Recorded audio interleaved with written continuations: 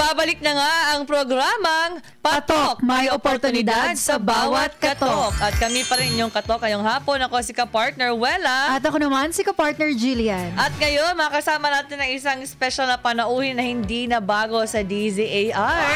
Ating po makasama ang isang specialistang urologist, CEO, owner, and president ng Rejuvenative and Aesthetic Wellness Center. Ating pong i-welcome si Dr. Joseph Lee. Welcome sa Patok. Hello, magandang hapon po sa iyo, partner Wella at partner Jella. Jella, no? Jillian. Jillian. Doc, kumusta ang iyong hapon, Doc? Looking fresh. Yes, magandang hapon din sa inyo lahat at magandang hapon po sa lahat ng nanonood sa inyong palatuntunan. At thank you for the invitation again. It's nice to be back. It's our pleasure. Eto, Doc. Ang title, How to Start an Ambulatory. Ano ba yung ibig sabihin ng ambulatory para sa mga hindi nakakaalam? Okay. Kasi meron tayo yung hospital, 'di ba? Ang hospital kasi ay may klasifikasyon kung depende po sa dami ng kwarto, pasilidad, departamento, 'di ba? So may levels yan ng classification. And of course, the higher the classification of the hospital, kasama na rin yan yung manpower. Ano ba manpower? Yung mga health staff din natin, tapos yung mga doctors at yung mga other allied medical service kung saan namumuno yung binubuo yung ating hospital. Now when you say ambulatory kasi more or less outpatient. Pag sinabi outpatient, ang mga pasyenteng natitingnan o nakikita ay makakauwi, no? Either it's consultation or purely very minor procedures, no? Pag sinabing minor procedures, hindi na kailangan ma-monitor o masubaybayan ng buong force ng mga staff ng hospital. Kasi ang hospital kasi usually team yan, no?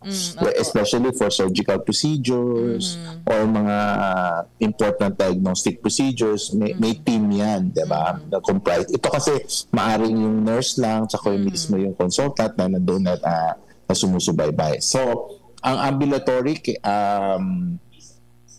pwede rin meron laboratory or clinic setup or meron itong mga setup na meron tayong mga diagnostic machines or mga procedures na pwedeng outpatient. Basta tatandaan natin pag ambulatory, may outpatient, yung outpatient ang yung mga pasyente. Now, ang ambulatory kasi pwede ring yung highly specialized kasi may ibang mga ambulatory, pwede rin maraming specialista nandoon, no? So, para rin siyang hospital kasi ang nito, Wella, tsaka Jillian, gusto mo kasi mabilis, hindi ka na mag-aantay. Queuing time, usually kasi ang sinasabi nila, yung queuing time matagal diba? So, matagal mag-antay. Pero may ibang ambulatory service natin or centers na sinasabi natin. Andun na kadalasan, lahat, more or less, ang mga specialista. Kompleto na. So, ito pong inyong Rejuvenative and Aesthetic Wellness Center, isa ring ambulatory. Okay, this is a sub of an ambulatory. Anong ibig sabihin? Kasi this is totally male wellness hub. So, ang ibig sabihin, wala naman siyang maraming specialista, kundi sa specialty lang nila na service na binibigay ay purely urological sa uro, no? Sa Euro lang, so ganon.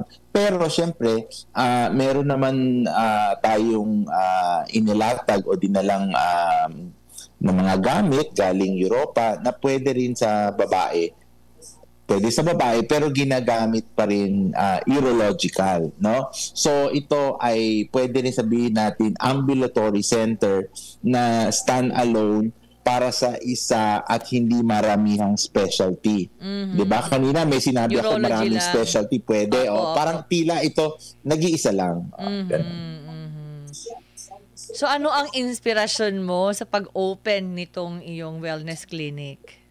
Okay. Kaunting kasi history. like, to take na nagpo-practice na tayo na sa hospital. No? Actually, after more than 20 plus years of being into practice, doing academics, di ba?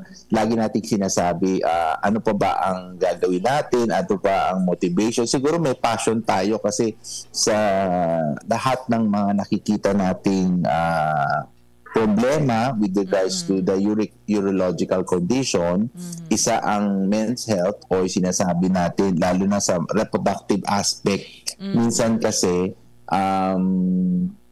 maraming gamot na iniinom, pero minsan kasi, ang mga kliyente natin, ang mga pasyente, lagi sinasabi, paano pag yung gamot na iniinom ko, hindi na akma sa akin o hindi na nararapat. Hindi naman sa hindi nararapat. Parang hindi na nag-work sa akin. Meron pa bang iba? Diba? Sometimes it's difficult for some of our patients to really go abroad and find solution. Diba? When you go abroad and find solution, minsan may kamahalan rin yan. Paano natin yung mga lokal na pasyente natin which are here that we going to give them solution. So, siguro ito yung number one consideration ko na para gawin itong male hub na para matukoy natin itong mga or maano natin isang avenue na bago para sa karamdamang erectile dysfunction, mga incontinence, mga ganon. Now, pangalawa kasi bakit sinasabi natin linagay natin sa south, sa bandang south kasi doon siguro inaano natin na kasi masyado tayong centralized, marami na tayong mga hospital at siguro kailangan natin na medyo i-divert ang ating ambulatory center o yung center natin o male hub na sinasabi medyo papuntang probinsya para masakop natin ng mga pasyente na o mga kalalakiang pasyente natin na kailangan itong advent of a procedure. At maganda kasi siya, Jillian, kasi we want to reach the middle class and the lesser class na maranasan rin nila yung parang sabihin nila na parang wow, meron din pala kami dito na ganyan na pang world class. Pang world class, pang high tech na ganon. Hindi puro lang pupunta kami sa NCRs o sa abroad, sa Manila, kasi lagi ang hirap ng biyahe. So we make it very accessible to them. That's why we place it in the South Luzon. Pag South Luzon kasi, ang sakop po niyan ay Laguna, Quezon, Tagaytay, Batangas. Di ba? Tama? O yung mga areas na yun. And Alabang, a little bit of Alabang. Pero siyempre, Alabang upper class na rin yun. Pero, so ito basically, nandito tayo Laguna, yung Laguna, Batangas, Tagaytay area, and Quezon area. Mahirap ba yung pagmamanage ng ganitong klaseng business or wellness center? Paano yung time management mo? Alam kong napaka-busy mo. Ang dami mong career, di ba? Paano yun? Okay, number one. Okay, una is number one, planning. Second one is yung karampatang syempre financial budget, di ba? So it took a while for me rin na i-build itong struktura, hindi naman agad-agad yan, di ba, Jillian? Parang, naisip mo lang, pagising mo, gusto mo na. Hindi ganun yan. Kasi it needs a financial out-of-pocket rin na ganun. Tapos yung planning, tapos pag-aaralan, magkano, siyempre kukuha ka pa rin ng mga arkitekto mo, mga contractor mo, alam mo naman ng mga contractor, ang hirap, kailangan trusted, di ba? Baka pag ginawa mo na yung struktura mo, biglang mag-collapse. Ang hirap rin yun. Tapos yung mga naririnig din natin, kasi hindi naman tayo sanay sa mga ganyang bagay of na into the business, o siyempre dapat mag-ingat tayo kasi baka naririnig mo yung mga stories na naku, baka takasan ka niyan pag nakuha ng pera, di ba, Jillian? hindi na matatapusin, mga ganon. Ako, wala, parang yun ang kinakabahan ko. So it's good na yung gumawa ng building ko is a trusted friend of mine who was a construction firm, no? So doon na lang ang amin pagtitiwala sa kanya at gradually yung tiwala niya ay nabuo naman niya yung pangarap natin na magawa yung center o yung mail hub.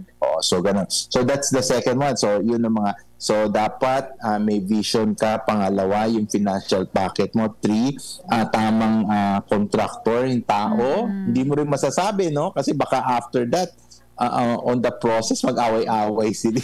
Pero na-away-away dyan. Then, 5th, okay, kailangan determinado ka at committed ka sa mga bagay-bagay na pinapasok mo. Kasi we have to take note that we as medical health practitioners, we're not into the business or the entrepreneurship thing, no? So, lagi natin sinasabi, hindi naman nating ginagampanan yan even before. But in order to do and in order to pursue your passion and your dream, you have to get the team na maayos siya at magawa yung iyong pinapangarap. And siyempre, ang huling-huli dyan na element, partner Wela, is yung dasal, di ba? Siyempre magdasal ka na sana everything will go well, yung timeline mo na inano mo para hindi masasayang, hindi madadagdagan yung mapag-usapan budget, yun all along, yun ang mga importante. Ayun. Doc, maitanong ko rin po kung paano nyo po wini-welcome ang inyong mga kliyente. Ano pong klaseng serbisyo po ang ibinibigay nyo po sa kanila? Okay, very good yan. Kasi una-una, syempre, after the structure, kailangan yung human resources mo. So, ano yung human resources mo? Yung secretary mo, yung nurse mo, yung nurse supervisor, yung security mo, ayan na yan, no? Ang dami palang iisipin. Isipin mo, Wela, para kala mo, ay, ganun lang, hindi. Pagpasok pa lang sa door, si security na, di ba? May security na, alam mo na. So, ito pa lang, kailangan planado na, alam mo na. So, it's a working process for me, no? Pero sabi ni Jillian, paano mo masisiguro na i-welcome yung mga pasyente? Una-una kasi yung customer service, yes, no? Po. So, lagi sinasabi, tuturuan mo yung staff mo na yung attitude na yung welcoming committee, no? So, kailangan gusto ko yun, welcoming committee. Gusto ba yun? Welcoming committee. Gusto ko yun ang term. Secretary. Oo. So, ang akin kasi is like ganon. At lagi nating sinasabi na kailangan magalang kayo. Kung hindi mo man masagot ang mga katanungan nila, pwede mong i-refer sa akin. O kung hindi mo naman masagot agad because of the inquiries, kasi nag-i-inquire no? Sa cellphone, ganon. Sagutin mo lang yung mga alam mo na inano sa'yo yung during the training process, no? Paano sasagutin ng tama at hindi pabalang, diba? Yung kasi minsan medyo pabalang tayo, nagagalit ang customer niya. And of course, kung ano ang na-schedule sa kanila, dapat nandoon ang tamang schedule at hindi magpatong-patong ang mga pasyente. Diba? Kasi minsan, sabay-sabay dumating at magpatong-patong, ganun. So, everything is a working progress, no? So, ganun. Yun nga, nagustuhan ko sa wellness center ni Doc kasi yung 3rd floor ba yun, Doc, parang pahingahan area. Tapos sa taas na yes, May arts Thank you. collection. Para nakakatulong din siya sa healing process ng mga kliyente. Exactly. Diba? Hindi, actually, yung nabisita mo siya, Wela, kasi parang una-una yung exterior ng center looks like a house. Sabi nga nila, ay, bahay ba yan? Bahay mo ba yan? Hindi. Malapit lang naman ako doon, nakatira sa subdivision, very near there. Pero hindi, it looks like a house, but I make sure that it would, the first thing that the patient will see is like, ay, dito nakakatakot, hindi to hospital. So it's very homey. So it's very, very imbibing. When it's very, very imbibing, ibig sabihin, I think okay ako, this is a safe haven, marirelax ako, hindi ako matetension, ganun, di ba? Yun ang importante kasi minsan pag doktor natitense agad, wala pa nga ginagawang procedure, di ba? Yun yung parang thinking ng iba. Yun, tapos pag nakita ka, nakasuot ka ng putinggang, wala na, kinabahan na, tapos na, wala nang So, parang ang concept natin is parang itong Mail Hub na to ay andito ka, will give you the medical management that you need, ayusin natin, rest assured, pumunta ka dito, magiging relax ka. Kaya wala yung second floor kasi is patient lounge, di ba? Doon muna kayo, wag kayo kabahan. Sarap matulog. Stay muna kayo.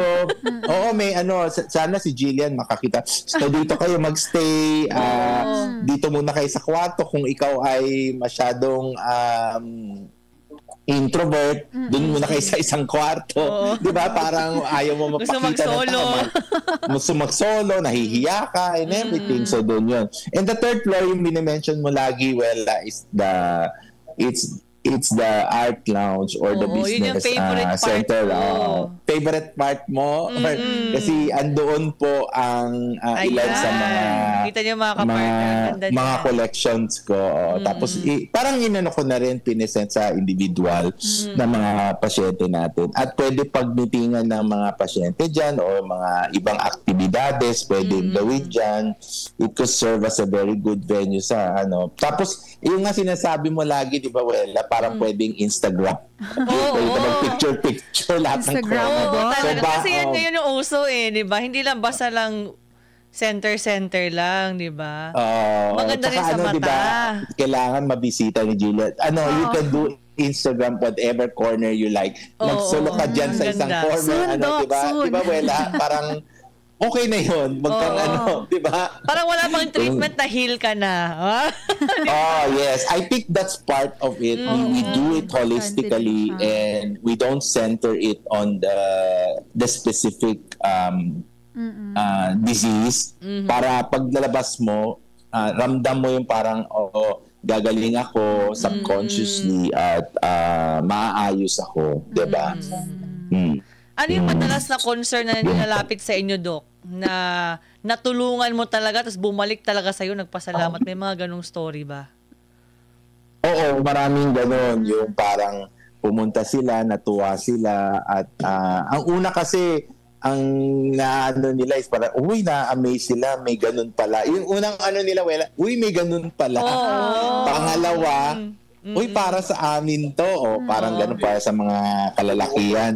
Pangatlo, hindi kami matatakot kasi meron palang mga high-end na machine na pwedeng gamutin kami. Diba? Then, pang-apat, it's a safe haven for them na, alam mo yun, na away from fear, na matatakot sila na parang, parang lalong hindi sila gagaling. May iba kasi parang feeling na pumunta, lalo kami yatang hindi gagaling. Lalo ka magkakasakit. Lalo kami magkakasakit. And lastly kasi, Wela, Jillian, the price package are very affordable for the local Filipino community. Kasi kahit na sa abroad yan, sa Europa, kahit na mahal siya. Pero we make sure that it's affordable for all Filipinos who want the treatment management at ma-access nila yung modernong pamamaraan, 'di ba? Maganda 'yun di ba? Mura pero na-access mo yung yung modern technology. That is the basic principle of doing the hub. Doon sa mga hindi nakakaalam, Dok, ano yung mga services na ino-offer nila and paano ba yan? Magbubook ba sila? Magpapareserve ng schedule? Ano yung process? Yes. Okay, tama ka dyan. Magbubook muna sila kasi yung unang pumunta kayo, wala pa masyadong patient ngayon kasi medyo pag tinignan mo, marami na rin dyan isama mo si Jillian, isama kayo ulit. Kasi medyo bago na, marami nang nabago. Yung video nakikita ninyo is already pag natutuwa kayo. Ngayon, marami pang nadagdag, marami. Siyempre, na-develop. Baka tanungin mo, may nadagdagan pa mga art piece, meron. Ayun. Meron talaga. Alam mo talaga ang tanong ko. Ayan, yung nakita, sana yung video, yan, na-try ko yan, ang sarap. Yung para sa abstinence. Yes, yan. Yan pang incontinence. Incontinence para pala. Sa prostate health, para sa pagdami ng yung similya, mga ganun, nakakatulong yan. Both male and female, nagamit. Tapos meron din tayo machine para sa exclusively for erectile dysfunction. Parang ganun. So, ganyan. Yan. Yan, nakikita nyo sa video yung mga rooms, no? Alam mo, wala yung pumunta kayo, wala pang mga ibang furnitures dyan, ganyan, medyo ngayon medyo okay na. Hindi, medyo mas bongga parang na. sinabi mo, hindi pa ba okay? Okay Ngayon, naman. Mas pa. So, mas gumanda pa. Yes. Baka naman yung iba punta lang dyan para lang feeling homey. Hindi naman talaga magpapagamot. Mas umokay na siya. Isa yun sa parang magandang factor ng isang business, diba? Or isang wellness center. Yung ganun, parang pagpasok mo, very, yung ambience, parang bahay lang, very comfy. Yes. Diba? Yun ang gusto natin. Maging para homey siya, parang hindi mo feel na parang nasa hospital ka. Ayun, Doc, aside po sa preparation po sa clinic, yung pagiging homey, ganyan, may mga special setup po ba dapat sa loob po, Doc? Lalo na yung kung sensitive ang mga services like ED treatment o yung mga hormone therapy po, Doc? Yes, may mga ganyan. Ina-isolate natin. Kaya naglagay tayo ng mga VIP rooms, no? So we do the consultations there per se, lalo na yung mga pasyente natin na medyo high levels, no? Alam mo na pag high levels. Either politicians or mga celebrity, ilalagay muna natin sila doon, then pag-uusapan yung gagawing proseso, yung history, ganon. Then kung gagawin nila yung procedures, meron nakasara naman siya, hindi naman open na nakikita. Eto, Dok, pagdating naman sa marketing, hindi po ba mahirap or ano po ba yung mga challenges sa pagpapatayo ng ganitong klaseng negosyo? Alam mo, yung from the start na nag-feature nyo yan hanggang, it's already open almost 2 months. And we're doing fine. Kasi kumuha ako ng marketing team. Unang-una, kala ko yung sarili ko lang na social media team. Hindi, kailangan isang buong marketing team na kinuha ko. Tapos nagtutulong na sa paggawa ng site. Tapos yung pag-promote, yung location. Tapos yung mga para sila na rin mag-handle ng mga inquiries and comments. Tapos pag na-handle nila yon, itatapon nila doon sa secretary ko sa sa center. Siya naman magpoproseso ng mga schedules ng mga nag-inquire o mga patients. Ganun. I think it's a teamwork.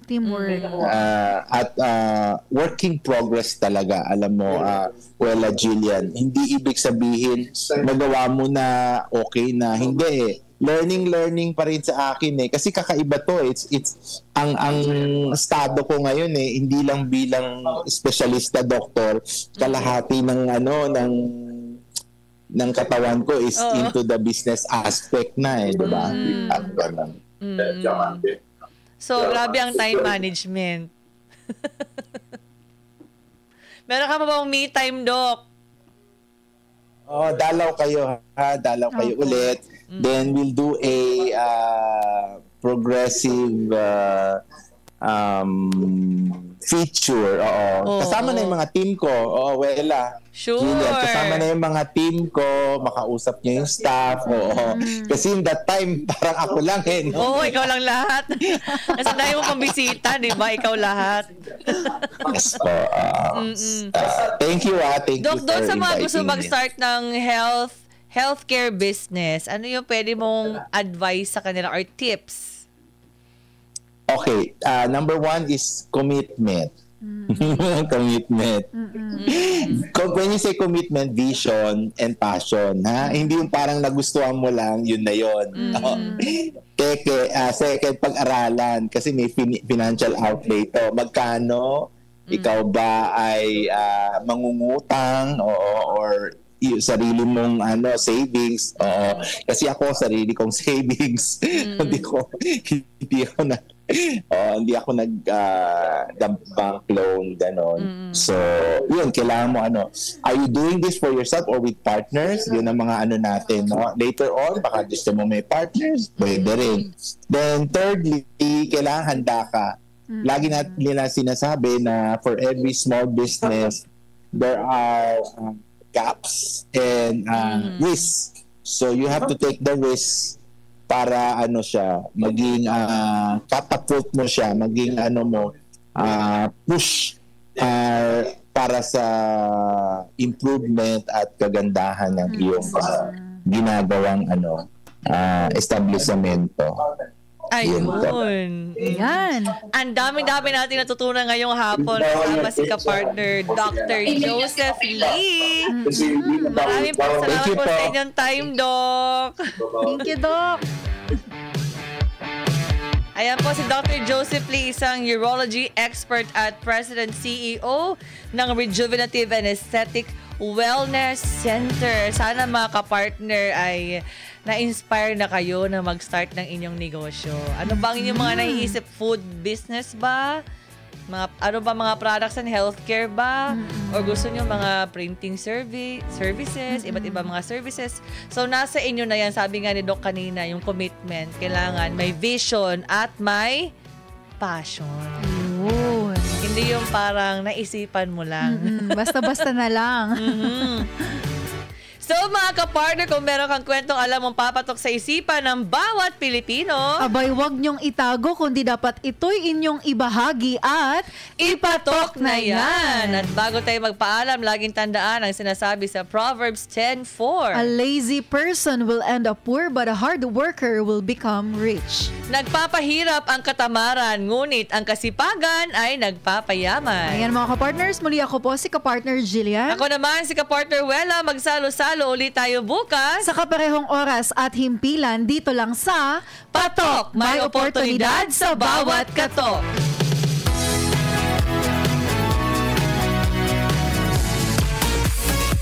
Inyong napakinggan ang iba't ibang kwento at kalaman dito sa programang Patok. Hanggang sa muli, magsama-sama ulit tayo tuwing Lunes hanggang Biyernes, 1:00 hanggang 2:00 ng hapon. Dito lamang sa DZAR 1026 Sunshine Radio Manila.